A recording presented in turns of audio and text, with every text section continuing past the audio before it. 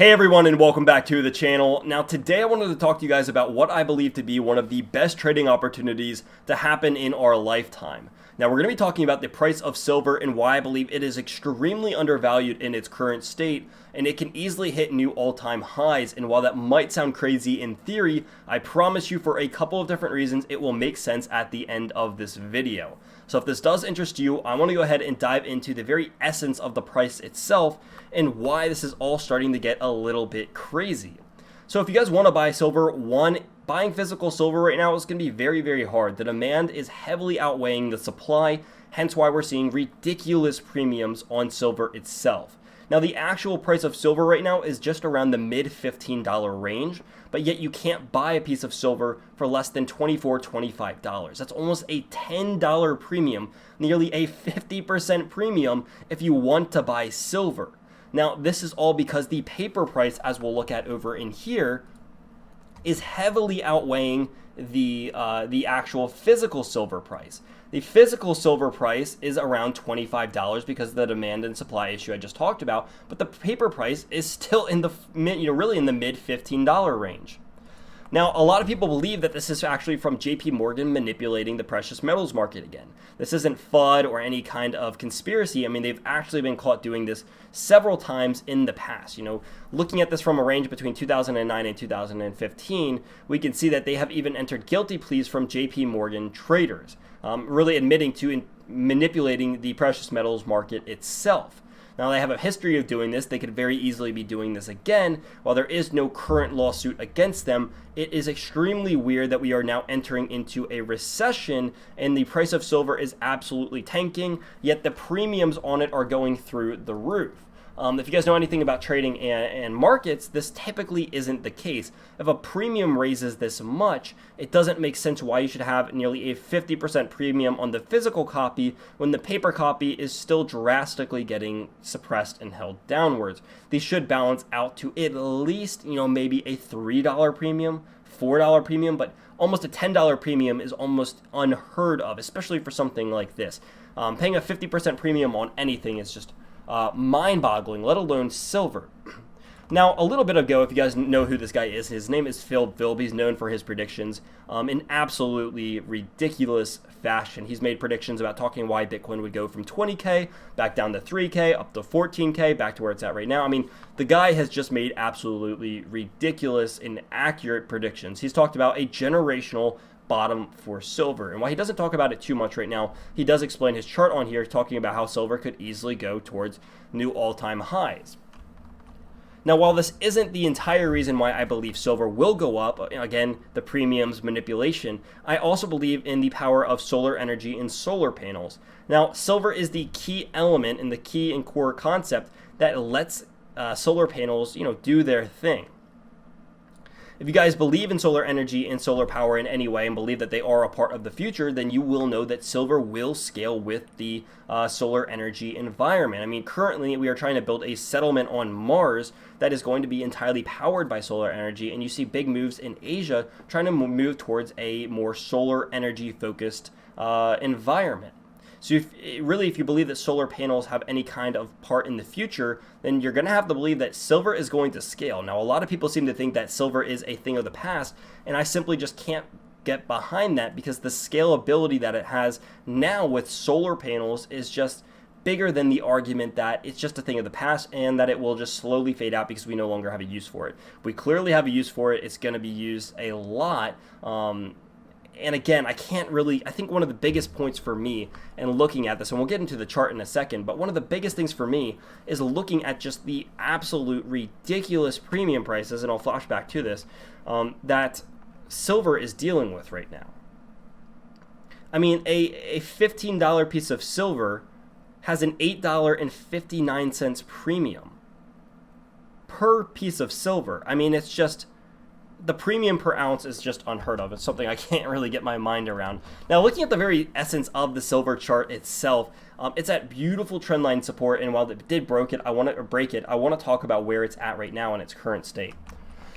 So with silver kind of reaching this last bottom over here from the 2000s, obviously using this as a great support line down in this region, bouncing off this again after the 2009 crash, coming back down in 2016, bouncing very similarly, off of this area, then again in 2017, then most recently in 2018, 2019.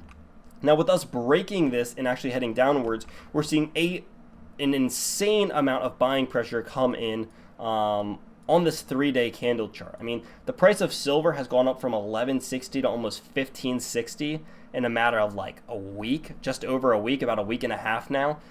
That's a ton of buying pressure. It's a ton of move for silver itself, and showing that there are buyers down in this level. And even though the paper price is lower than the physical price, people are more than happy to buy the paper silver when it gets to a price like this, because they can simply it's a commodity. It's going to have value. There's a limited supply of it. It's a rarity. People wear it. People use it. And it's now even being used in the solar energy industry for a multiple, number of different reasons.